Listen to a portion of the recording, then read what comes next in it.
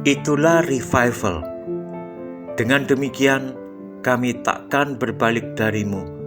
Hidupkanlah kami, maka kami akan memanggil-manggil namamu. Ya Tuhan Allah semesta alam, pulihkanlah kami. Sinarkanlah wajahmu, maka kami akan diselamatkan.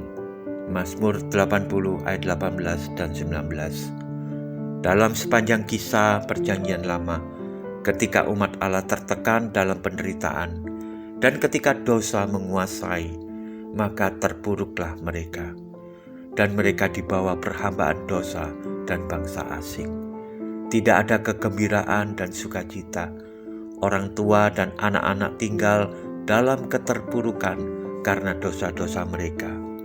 Tidak ada senda gurau dan tawa canda lagi.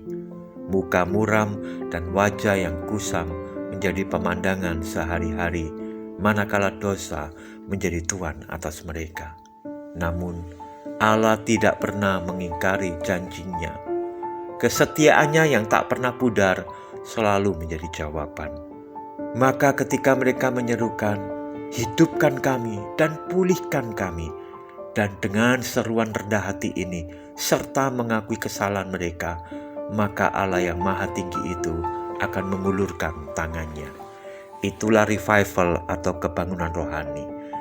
Itulah ketika Allah yang Maha Kudus turun menghampiri manusia yang berdosa. Maka di jalan-jalan dan di lorong-lorong dan di setiap sudut kota, setiap orang menangis memohon pengampunan. Salah satu kisah revival atau kebangunan rohani yang pernah tercatat dan yang terkenal terjadi di sebuah kota bernama Rochester pada tahun 1830, yang bermula dari kunjungan seorang hamba Tuhan bernama Charles Finney untuk memenuhi undangan seorang istri pengacara terkenal di kota itu, dan akhirnya berdampak menjadi kebangunan rohani di seluruh bagian kota itu. Kebangunan rohani di gereja juga terjadi di Jalan Fulton di kota New York pada tahun 1857. Itu berawal dari ajakan kepada orang Kristen untuk berdoa pada tengah hari di sebuah gereja, dan akhirnya menjadi kebangunan rohani di seluruh New York, bahkan menyebar ke seluruh Amerika.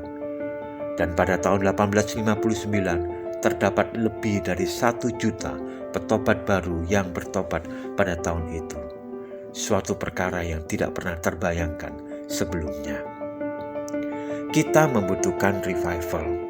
Kita membutuhkan kebangunan rohani, dan itu harus dimulai dari mimbar gereja dan para pengkhotbah, supaya mereka jangan hanya berkhotbah tentang motivasi atau hal-hal yang enak saja, atau mengobarkan teologi permen yang hanya manis-manis saja yang dijanjikan kepada jemaat. Namun yang terutama adalah hidup yang kudus, benar, dan suci harus disampaikan kepada jemaat.